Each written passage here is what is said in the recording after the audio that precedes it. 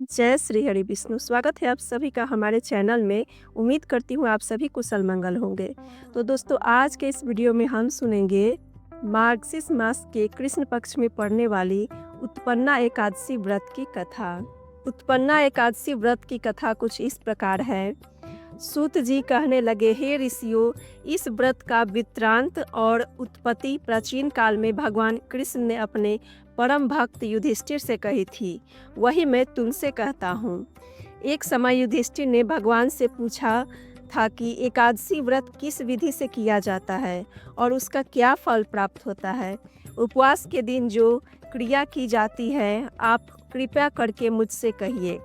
यह वचन सुनकर कृष्ण कहने लगे, हे युधिष्ठिर, मैं तुमसे एकादशी के व्रत का महात्म्य कहता हूँ, सुनो। सर्वप्रथम हेमंत ऋतु में मार्गशीर्ष कृष्ण एकादशी से इस व्रत को प्रारंभ किया जाता है।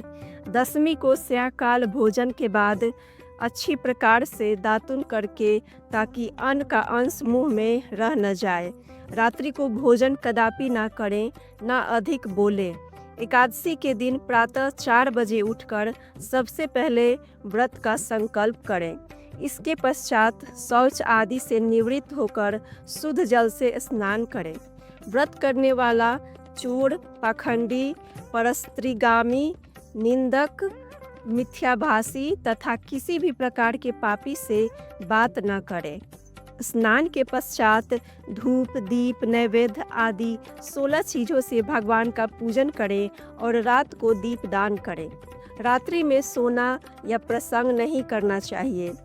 सारी रात भजन कीर्तन आदि करना चाहिए।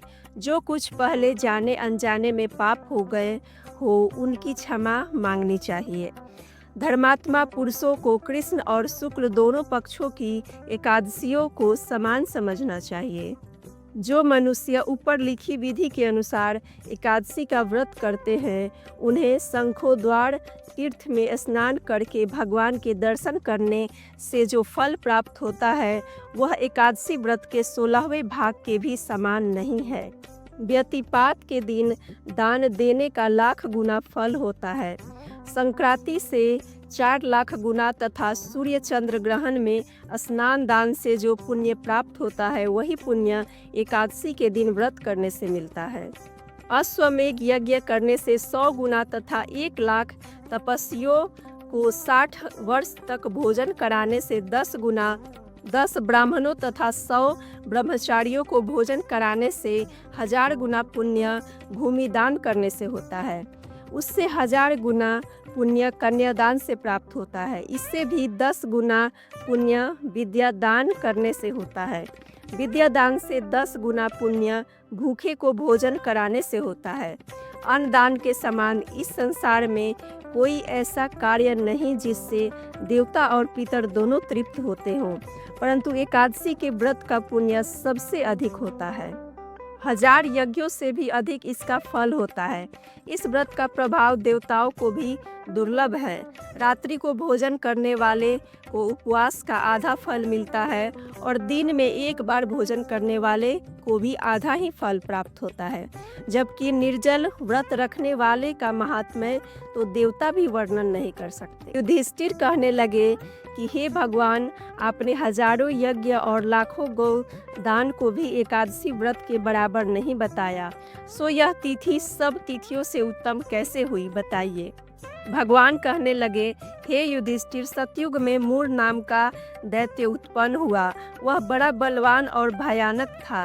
उस प्रचंड दैत्य ने इंद्र, आदित्य, वसु, वायु, अग्नि आदि सभी देवताओं को पराजित करके भगा दिया। तब इंद्र सहित सभी देवताओं ने भयभीत होकर भगवान शिव से सारा वृतांत कहा और बोले, हे कैलाशपति, मूढ़ दैत्य से भयभीत होकर सब देवता मृत्यु लोक में फिर रह रहे हैं। तब भगवान शिव ने कहा, हे देवताओं, तीनों लोकों के स्वामी, भक्तों के दुखों का नाश करने वाले भगवान विष्णु की शरण में जाओ।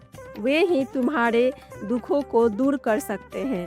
शिव जी के ऐसे वचन सुनकर सभी देवता क्षीर सागर में पहुँचे। वहाँ भगवान को शयन करते देख हाथ जोड़कर उनकी स्तुति करने लगे कि हे देवताओं द्वारा स्तुति करने योग्य प्रभु, आपको बारंबार नमस्कार है।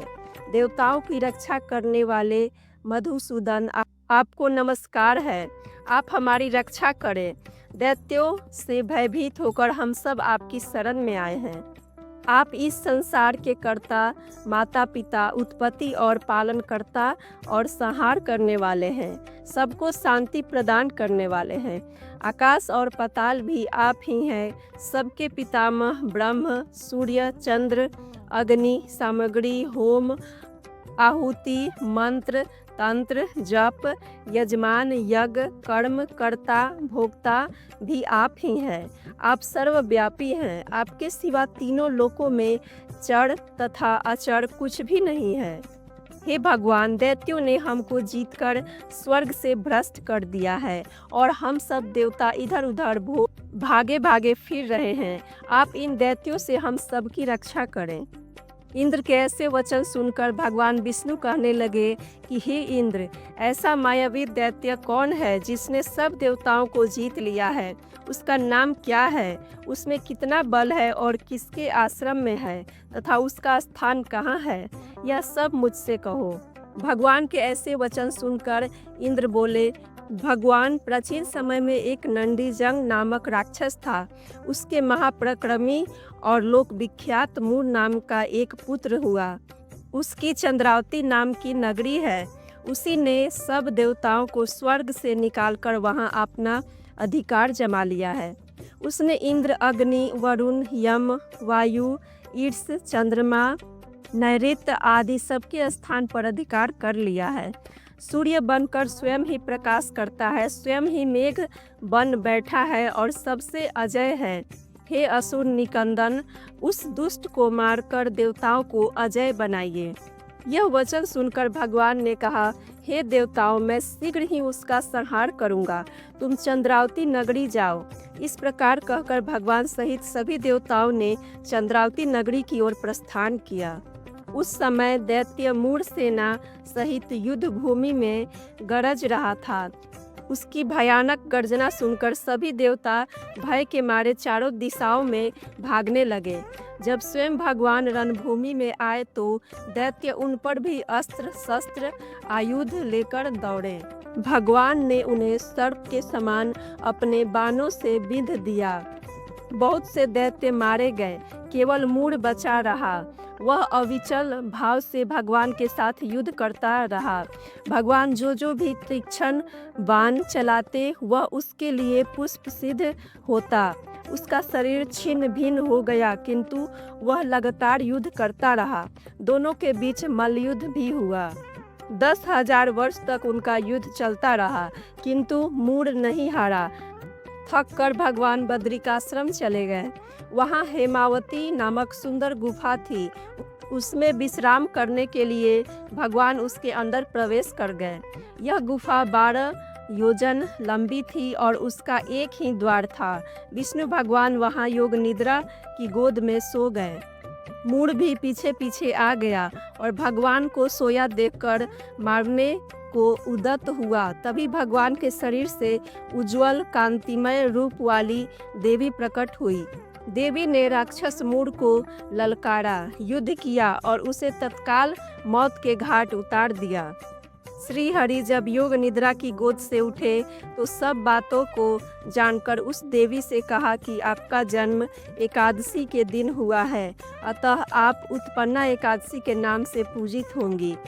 आपके भक्त वही होंगे जो मेरे भक्त हैं। तो ये थी उत्पन्ना एकादशी व्रत की कथा। वीडियो अच्छी लगी है तो वीडियो को लाइक शेयर जरूर करें और कमेंट में जय श्री हरि विष्णु लिखना ना भूलें।